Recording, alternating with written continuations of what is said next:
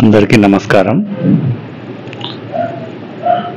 శ్రీ సంజీవన్ వాస్తు ద్వారా మనం గత కొన్ని రోజులుగా వాస్తు నేర్చుకుంటున్నాం. మనం దిక్కులు అన్ని నేర్చుకున్నాం. ఇప్పుడు ఏకశితి పదవాస్తు మండలిలోని ఒక్కొక్క పదం గురించి మనం తెలుసుకుంటున్నాం. కొంతమంది మిత్రులు నాకు అన్నది ఏంటంటే, సార్ మీరు చెప్పేది అర్థమవుతలేదు అనే మాట మాట్లాడారు. సో ఏం లేదండి, ఇది ఏకశితి పదవాస్తు మండలి అంటే అడ్డం 9 పదాలు, అంటే ఒక్కొక్క బాక్స్ 9 బాక్సులు ఉంటాయి. 1 2 3 4 5 6 7 8 9. నిలువు కూడా 9 బాక్సులు ఉంటాయి. 1 2 3 4 5 6 7 8 9. 9 × 9 81. టోటల్ 81 పదాలు వస్తాయి. ఈ 81 పదాలని ఏకశితి పదవాస్తు మండలి అంటారు. ఈ సాధారణ వాస్తు ప్లాన్ లో వీటికి సంబంధించింది ఎక్కడ ఉండదండి. ఇది ఓన్లీ స్థాపత్య వేద ప్రకారమే ఉంటది. ఒక్కొక్క పదానికి ఒక్కొక్క ఎనర్జీ ఉంటుంది. ఈ ఎనర్జీ ఏ రకంగా ఉంటుంది అనేది ఫస్ట్ మనం ఈ అన్ని డీటెయిల్స్ నేర్చుకుంటేనే మనకు ఒక్కొక్క అంశం అర్థమవుతుంది. సో నా వీడియోలన్నీ చూడండి. ఇక సబ్జెక్ట్లోకి కనుక మనం వెళ్ళినట్లయితే, ఈరోజు సబ్జెక్టు సూర్య అనే పదం గురించి తెలుసుకుంటున్నాం. ఈ సూర్య అనే పదం తూర్పు సెంటర్లో ఉంటుంది.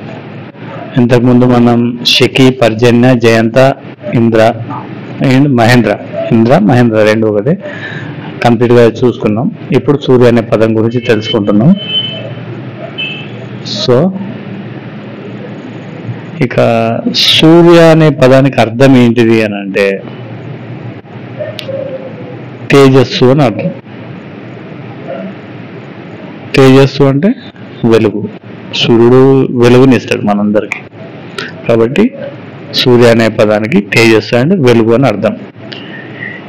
మరి తేజస్సు అంటే ఇంకా కొన్ని అర్థాలు కూడా ఉన్నాయి. ఆ అర్థాలు ఏంటి అంటే, ఆరా పవర్ అని చెప్పేసి ఒకటి, అట్రాక్టివ్ ఉండడం అని ఒకటి, ఆకర్షణ అని ఒకటి, వెలుగు అనే పదాలు ఇంకా 4 అర్థాలు ఉన్నాయి. మరి సూర్య అన్నప్పుడు, ఆరా అన్నప్పుడు ఏంటంటే బాడీ, ప్రతి మానవుడి శరీరం చుట్టూ ఆరా పవర్ ఉంటుంది. దాన్ని సూర్య అనే పదం ప్రతిబింబిస్తుంది. ఇప్పుడు మనకు ఇది టోటల్గా హౌస్ అనుకున్నప్పుడు, ఇల్లు అనుకున్నప్పుడు, ఇది ఏ ఫేసింగ్ అని అవనియండి. మరొకసారి చెప్తున్నాను, తూర్పు ఫేసింగ్ అని అవనియండి, పడమర ఫేసింగ్ అని అవనియండి, దక్షిణం అని అవనియండి, ఉత్తరం అని అవనియండి. ఇల్లు ఏ ఫేసింగ్ లో ఉన్నా ఒక ఇంటిని 9 భాగాలు చేసినప్పుడు, అడ్డం 9 భాగాలు, నిలువు 9 భాగాలు చేసినప్పుడు, 5వ భాగం, 5వ పదం ఏదైతే ఉందో తూర్పులో, దాన్ని సూర్య అంటారు. ఈ పదం కనుక పాజిటివ్గా ఉంటే, ఈ ఇంట్లో ఉండేవాళ్ళు ప్రతి వస్తువుని, అంటే ప్రతి విషయాన్ని, ప్రతి పనిని చాలా క్లారిటీగా ఉంటారు వాటిపైన.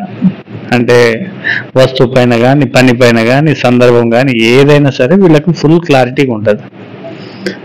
వీరు ఏ పని చేసినా కూడా అన్ని విధాలుగా ఆలోచించి పనులు చేస్తారండి.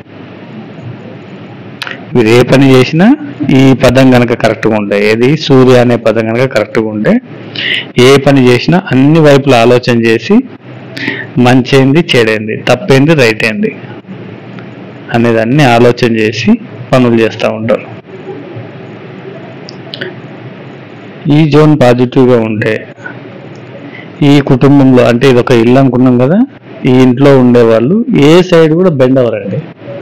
ఫర్ ఎగ్జాంపుల్ మన నరేంద్ర మోడీ లాగా సిచ్యువేషన్ ఎలాగైనా ఉండనియండి, ఎక్కడ కూడా బెండ్ అవ్వరు, స్థిరంగా ఉంటారు అన్నమాట. ఎప్పుడు కూడా బ్యాలెన్స్ తప్పరు. అన్ని అంశాలు చూసిన తర్వాతనే నిర్ణయాలు తీసుకుంటారు. తప్పితే ఏ విషయం తెలియకుండా, ముందు వెనక ఆలోచన చేయకుండా వన్ సైడ్గా డిసైడ్ అవ్వరండి. ఎప్పుడు ఈ సూర్య అనే స్థానం బ్యాలెన్సింగ్ గా ఉంటే. మరి ఈ జోన్ ఏమి ఇస్తుందండి అని అంటే, ఈ జోన్ మెటీరియల్ ఇచ్చే స్థానం. ఆధ్యాత్మికం కానీ మరియు సంసారంలో స్థిరత్వం కానీ ఈ జోన్ కలిగిస్తుంది. ఈ జోన్ పాజిటివ్గా ఉంటే ప్రకృతి నియమాలను పాటించేవాడు అవుతాడు, స్ట్రాంగ్ అవుతాడు. ఈ ఇంట్లో ఉండే వాళ్ళు సిస్టమ్ని ఫాలో అవుతారు, రూల్స్ని ఫాలో అవుతారు. అర్థమైందా? నియమాలన్నీ పాటిస్తారు. ఈ జోన్ కనుక పాజిటివ్గా ఉంటే వీళ్ళు ప్రత్యేకంగా బద్ధకస్తులు గారు, నిదానస్తులు అస్సలే గారు. చాలా ఎనర్జెటిక్గా ఉంటారు ఈ ఇంట్లో ఉండేవాళ్ళు ఎప్పుడు ఈ జోన్ పాజిటివ్గా ఉన్నప్పుడు. మంచి ఎంకరేజ్మెంట్ చేసేవాళ్ళు, మంచిగా ప్రేమించేవాళ్ళు ఈ ఇంట్లో ఉంటారు ఎప్పుడు. చెప్తున్నాం కదా, ఈ జోన్ పాజిటివ్గా ఉంటే. మరి ఈ జోన్ పాజిటివ్గా లేదండి, ఇన్బ్యాలెన్స్గా ఉంది, అప్పుడు ఏం జరుగుతుంది అని అంటే, నేను ఇప్పుడు ఏవైతే ఇంతవరకు చెప్పినో అవన్నిటికీ వ్యతిరేకంగా జరుగుతుంది. బద్ధకంగా ఉంటారు, లేజీగా ఉంటారు, ఎక్కడనో ఒక సైడ్ బ్యాలెన్స్ అయిపోతారు. అండ్ ఏదైనా విషయం కొంచెం వినగానే ఒక దానిపైన ఒక ఓహో ఇది ఇట్లా అనే ఒక డిసైడ్కి వచ్చేస్తారు. ముందు వెనక చూడకుండా ఆలోచన చేయడం, ముందు వెనక చూడకుండా మాట్లాడడం, అట్లా ఉంటారు. రూల్స్ ఫాలో గారు, ప్లానింగ్ చేస్తారు కానీ దాన్ని ఇంప్లిమెంట్ చేయరు. ఇలాంటి సందర్భాలు జరుగుతాయి అన్నమాట. ఇప్పుడు ఒక ఇంటిలో తూర్పు భాగం అనే తూర్పులోనూ సూర్య అనే పదం డ్యామేజ్ అయితే, ఈ పదం దోషితం అయితే, ఈ దోషితం ఎట్లయితుందండి, ఏమేమి ఉంటాయని తర్వాత చెప్తాను. ముందు నేను చెప్పే కంటెంట్ మొత్తం జాగ్రత్తగా వినండి, అర్థం చేసుకోండి. అయితే ఈ సూర్య అనే పదానికి ఎనర్జీ ఎక్కడి నుండి వస్తుంది అంటే ఆర్యమ స్థానం నుండి వస్తుంది. ఆర్యమ స్థానం నుండి 6 పదాలు ఉంటాయి. ఇక్కడ నుంచి ఈ ఆర్యమ పదం ఉంది కదా, ఈ ఆర్యమ పదానికి ఇంద్ర, సూర్య, సత్య ఈ 3 ఆర్యమ నుంచి ఎనర్జీని తీసుకుంటాయండి. ఇది చాలా సీక్రెట్, ఎందుకంటే నేను ఫస్ట్ బ్రహ్మ నుంచే చెప్పాలి. కాకపోతే ఏంటంటే ఇక్కడ నుంచి చెప్తే ఇంకా సబ్జెక్ట్ మీరు లోపలికి వెళ్ళినాక ఇంకా స్ట్రాంగ్ అర్థం చేసుకుంటారు అనే ఉద్దేశంతోనే ఇక్కడ నుండి చెప్తా ఉన్నాను. ఆర్యమ నుంచి సూర్యుడికి ఎనర్జీ వస్తుంది, సూర్యుడికి ఎక్కువ ఎనర్జీ వస్తుంది. ఎందుకు అంటే సూర్య అనే పదం నుంచే ఆర్యమ నుంచి బ్రహ్మకి ఒక సూత్ర లైన్ వెళ్తుంది. ఇక్కడ సూత్ర లైన్ చూసింది కదా, గీసింది. ఈ సూత్ర లైన్ ఏంటి అంటే దీన్ని బ్రహ్మసూత్రం అంటారు. ఇది ఎక్కడి వరకు వెళ్తుంది అని అంటే సూర్య నుంచి వరుణుడు వరకు వెళ్తుంది. మిత్రస్థానం కూడా అలైన్మెంట్ అవుతుంది. కాబట్టి సూర్య అనే పదం చాలా పవర్ఫుల్. ఇప్పుడు ఈ సూర్య అనే పదం కనుక పాజిటివ్గా ఉంటే ఆ ఇంటిలో సవిత, సావిత్రి అనే పదం కూడా ఎనర్జీడ్ అవుతాయండి. ఇవి 4 పదాలు, 4 పదాలు ఉన్నాయి కదా, జాగ్రత్తగా చూసుకోండి. ఈ 4 పదాలు కూడా ఎనర్జీడ్గా ఉంటాయి. ఈ సూర్య అనే పదం పాజిటివ్గా ఉంటే ఆగ్నేయం కూడా పాజిటివ్గా ఉంటుంది.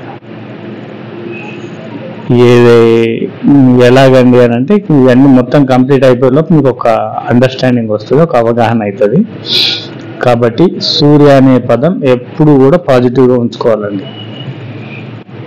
సూర్య అనే పదాన్ని ఎప్పుడు కూడా పాజిటివ్గా ఉంచుకోవాలి. ఈ పదానికి ఆర్యమ, బ్రహ్మస్థానం, మిత్ర, వర్ణ అన్ని సపోర్టింగ్గా ఉంటాయి, చెప్పుకున్నాం కదా. ఈ స్థానం పాజిటివ్గా ఉంటే సూర్యుడు లాగా స్ట్రాంగ్గా ఉంటారు, మంచి రిజల్ట్ కలుగుతాయి. అండ్ ప్రజల నుండి మంచి సహకారం అందుతుంది.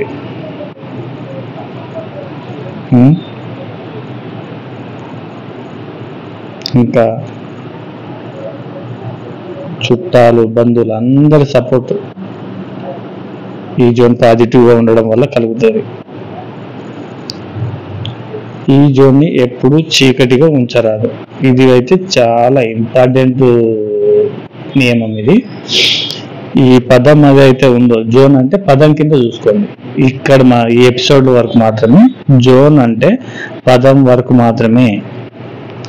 ఈ జోన్ కనుక, ఈ పదం కనుక ఎప్పుడు చీకటిగా ఉండరాదు. ఈ పదంలో ఎప్పుడు వెలుతురు అనేది ఉండాలి. సో ఇది ఫ్రెండ్స్ ఈనాటి వీడియో. సో ఈ వీడియో కనుక మీకు నచ్చినట్లయితే లైక్ చేయండి, కామెంట్ చేయండి, షేర్ చేయండి. మీకు ఏమనిపించిందో అది చేయండి కామెంట్. ఇలా అలా అనేం లేదు. ఖచ్చితంగా మీరు లైక్ చేయడం వల్ల, కామెంట్ చేయడం వల్ల ఏమవుతుంది అని అంటే మీలాంటి వారికి ఎంతో మందికి ఈ వీడియో షేర్ అవుతుంది.